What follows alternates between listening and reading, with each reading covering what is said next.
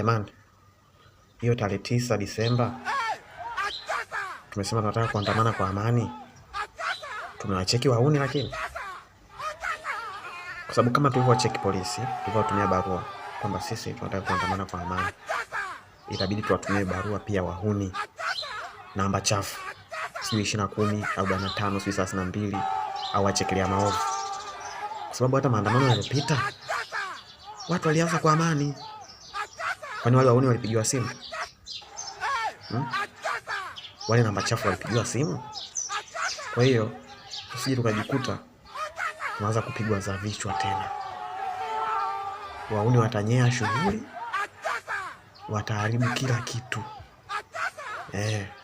Umeandamana kwa amani, wazio hawaitaki hiyo amani. Sasa wanakuja wanaharibu, wanakuponza, unapigwa ya kichwa, tunaanza kulia tena kama tulivyolia kipindi hiki.